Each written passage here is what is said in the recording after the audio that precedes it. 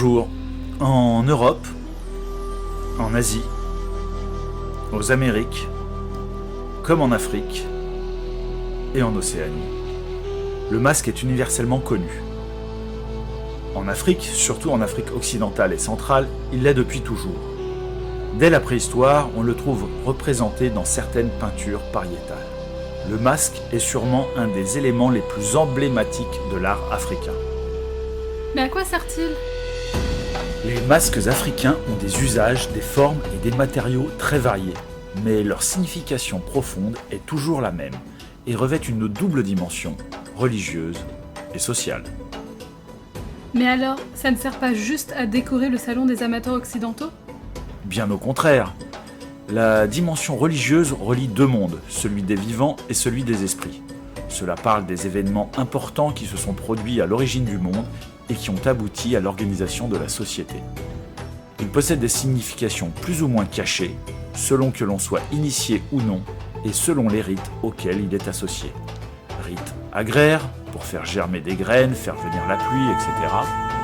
Pour l'initiation des jeunes hommes, pour les funérailles, pour l'usage du sorcier, pour l'intronisation d'un chef, d'un roi ou affirmer un pouvoir. La deuxième dimension des masques est sociale. Les masques sont souvent les gardiens des institutions et peuvent avoir un rôle civique. Pour faire la police, voire le percepteur des taxes locales, pour encourager les guerriers ou les athlètes, plus récemment pour les fêtes, voire en danse de représentation. Donc ils ne sont pas tous pareils. Et oui, pour chaque fonction et dans chaque ethnie, les masques sont différents. Bois, fibres, métal, ivoire ou os, les masques d'Afrique ont également une étonnante diversité de formes. On distingue ainsi plusieurs types de masques. Il y a les masques de feuilles, de fibres, de vannerie ou de tissu, considérés comme les plus anciens et les plus sacrés. Ils sont très beaux à voir évoluer, comme chez les bobos et les bois du Burkina Faso. Les masques classiques, les plus connus, composés d'un loup de bois ou parfois d'os, de cuir ou de métal, et auxquels s'ajoute un costume complet en fibre ou en tissu. Les masques aumes, faits d'une pièce de bois coiffant toute la tête, comme chez les Sénoufos de Côte d'Ivoire. Les cimiers, surmontant une coiffe en osier ou un casque en bois, sous la forme de cornes d'antilope ou de buffle, comme les masques Chiwara des Bambara du Mali. Les masques à lame, ils peuvent atteindre plusieurs mètres de haut, comme chez les Bois et les Mossi burkinabés. Comme vous le voyez, les masques, en combinant les matériaux, les techniques et les formes, offrent toute une diversité iconographique et une inventivité sans limite. Et ils sont vraiment portés ces masques ? Bien sûr. Avant toute chose, un masque africain prend tout son sens quand il est porté et qu'il évolue spatialement. On ne peut pas comprendre un masque africain coupé de son mouvement, de la danse, de la musique qui l'accompagne. Il ne faut pas envisager le masque pour sa seule beauté, ce que l'on fait bien trop souvent en Europe. C'est comme si on réduisait une toile de Vinci au cadre qui l'entoure. De plus, le masque est véritablement ce qu'il incarne, l'ancêtre, les esprits, les forces de la nature. Donc même lorsqu'ils ne dansent pas, les masques sont traités comme des êtres vivants. On les nourrit d'offrandes, ils ont une maison, ils sont soignés. Ils ne ressortiront que restaurés et repeints à neuf, car ils doivent être purs pour danser. Le danseur également aura subi divers rituels de purification. Le sculpteur, quant à lui, créateur de masques, travaille généralement à l'écart du village. Il doit observer des interdits très stricts, subir parfois des purifications, car il doit être exempt de toute souillure pour pouvoir mener son travail à bien selon les règles. Comment peut-on reconnaître un masque ? Il est impossible de faire des généralités quant au sens et à l'usage des masques, surtout sur un aussi grand territoire et avec tant de peuples. Néanmoins, pour comprendre comment ça peut fonctionner, voici quelques repères, simplistes forcément, dans la grande diversité des formes. Il y a les formes animales. Ce sont des masques pacifiques en lien à la nature et aux rites agraires. Ils incarnent la force dont cet animal est le symbole.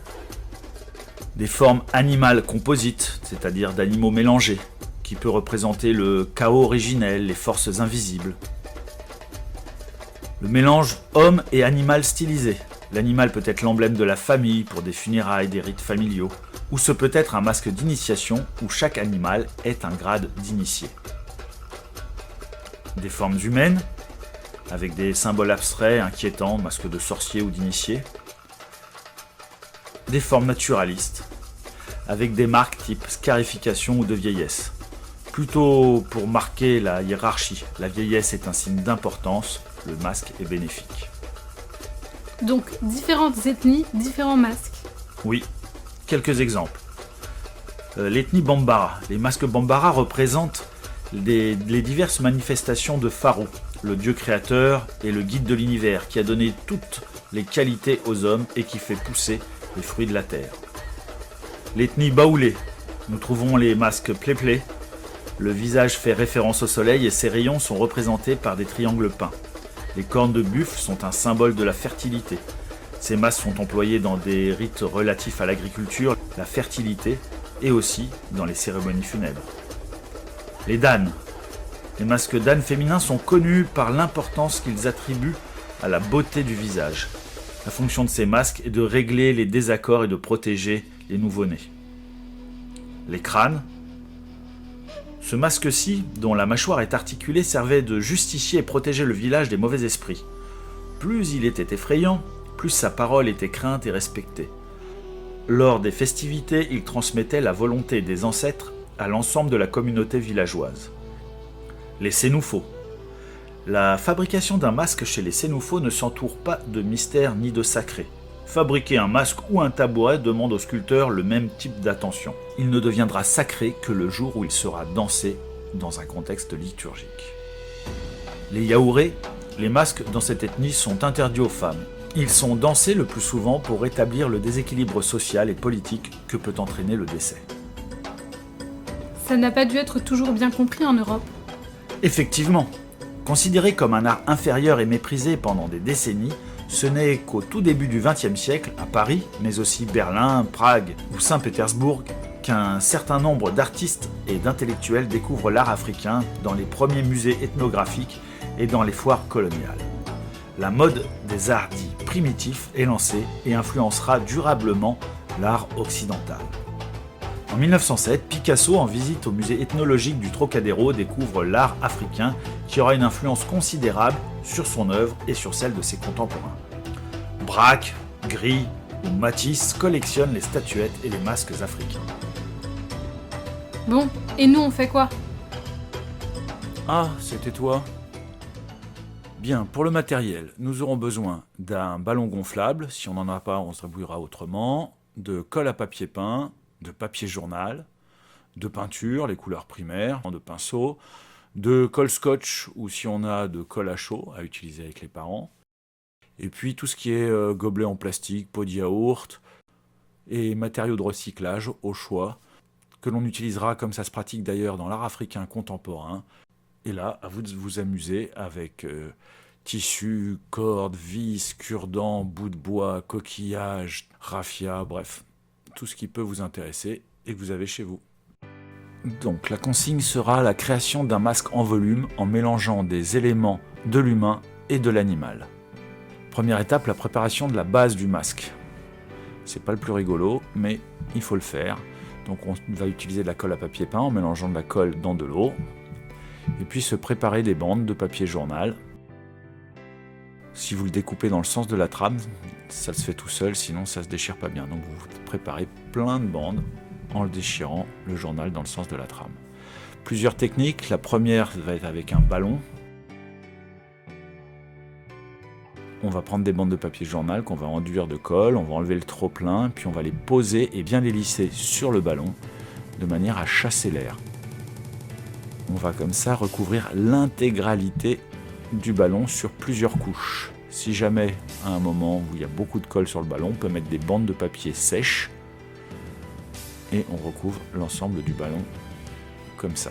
Il faudra bien le recouvrir avec plusieurs couches de manière à ce que la coque soit bien rigide une fois sèche, ce qui sera plus facile pour travailler ensuite. La deuxième technique, si on n'a pas de ballon, va être de préparer un contour à la coque. Pour ça, on enduit une feuille complète de papier journal qu'on va ensuite plier sur une épaisseur de quelques centimètres, en chassant toujours bien l'air et en enlevant le trop plein de colle. Donc sur la taille d'un journal, il faudra faire à peu près 2 bandes comme ça, qu'on va ensuite placer ensemble, reliées par du journal encollé. On va ensuite remplir ce contour de papier sec, juste pour avoir du volume, puis recouvrir à nouveau de bandes enduites de colle sur l'intégralité de la coque. Que ce soit la technique du ballon ou celle-ci, les deux ont leur avantage. Celle-ci sèche plus vite, puis on n'a pas besoin de ballon. Celle du ballon permet de faire 2 coques, donc préparer 2 masques éventuellement. Elle est plus simple aussi parce que on a un support qui est plus rigide, qui est le ballon lui-même. Si on est deux, un qui tient le ballon et l'autre qui pose les bandes, c'est assez facile. Il va falloir ensuite compter plusieurs jours de séchage avant d'avoir des coques bien rigides.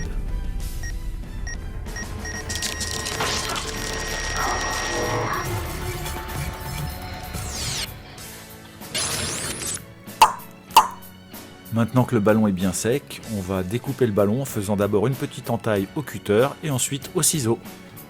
Je suis sûre que je vais y arriver avec un peu d'aide d'un adulte. Bien sûr, aidé par un adulte, surtout pour le cutter. Une fois que vous avez fini de le découper, on fait des petits raccords dans l'épaisseur avec des bandes de papier encollées. Nous allons passer à la réalisation des volumes du masque, mais prenons quelques secondes pour nous intéresser au volume d'un visage.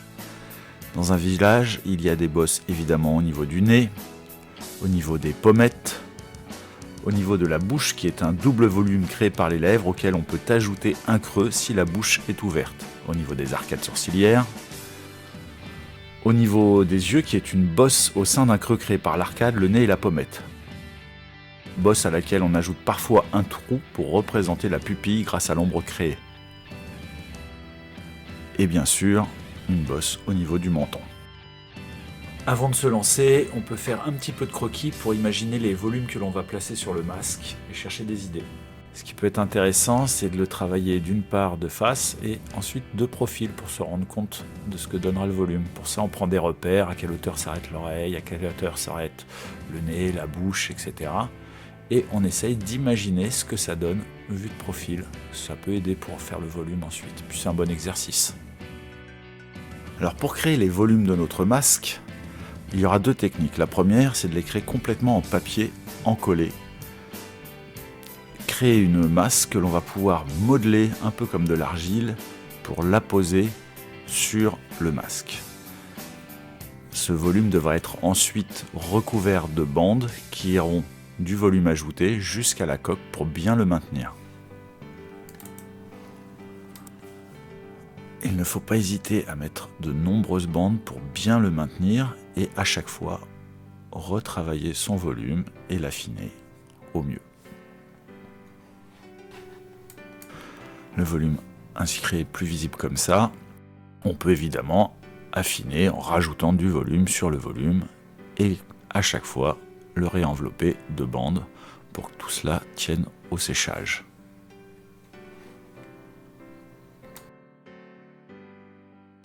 Autre technique, rajouter des éléments déjà constitués qu'on va venir associer avec des pots de yaourt, des rouleaux de sopalin. Et comme d'habitude, on va les associer avec des bandes encollées qu'on va lisser pour chasser l'air, tout comme on le faisait sur les précédents volumes. On va travailler des 2 côtés pour bien maintenir et il ne faut pas hésiter à mettre beaucoup de bandes qui vont à chaque fois du volume ajouté à la coque. On peut associer les 2 techniques, comme ici, la pointe de la corde, qu'on va terminer en papier mâché uniquement. Quelle que soit la technique, j'insiste sur l'importance de lisser et d'appuyer pour chasser l'air et bien travailler sa forme. On peut aussi évidemment rajouter des volumes complets, par exemple la forme du ballon ne me convenait pas, j'ai donc ajouté une partie au niveau du menton, en papier mâché par exemple. Et toujours bien lisser, bien modeler son travail. Étape que l'on peut faire aussi immédiatement, c'est ajouter des éléments de recyclage. Ici, des petits bouts de bois que l'on va intégrer dans le papier encollé pendant qu'il est encore mou.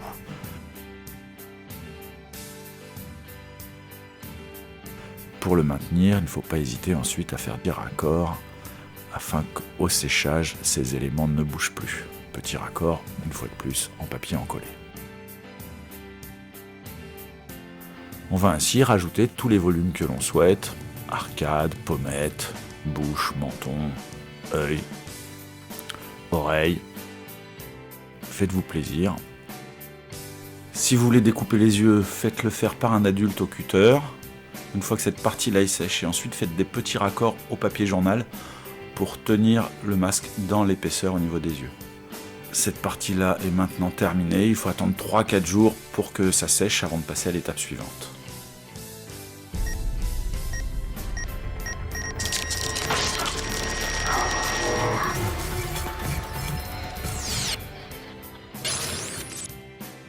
On va passer aux couleurs et finitions, donc on se prépare le mélange que l'on souhaite. Et la couleur, je travaille comme je veux? Bien sûr que tu peux utiliser les couleurs que tu veux. On va remplir l'intégralité du masque, par contre, pour faire une couleur de base partout, ça peut aider. On travaille en peignant et aussi en tamponnant pour aller bien dans toutes les fissures qui sont créées par le papier journal. Et puis ensuite, on peut s'amuser avec d'autres couleurs. La dernière étape va être d'ajouter tous les éléments que l'on souhaite, cordes, perles, papier collé par-dessus, plumes. Oh, j'ai plein d'autres idées! Super! Toutes les idées sont bonnes à prendre. Et voilà, c'est terminé. Si par hasard on n'a pas de peinture, on peut tout à fait faire un masque totalement en papier journal en se servant des couleurs qu'il y a parfois sur les journaux et en les plaçant minutieusement aux endroits que l'on souhaite, comme sur ce masque.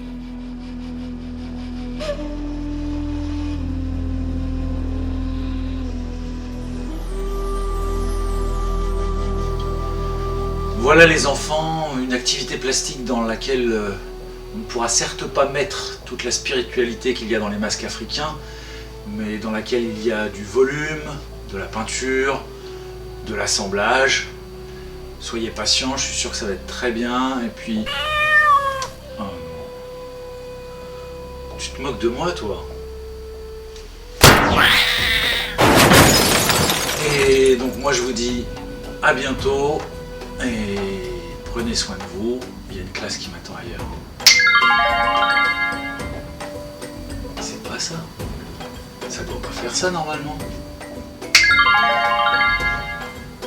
C'est pas possible.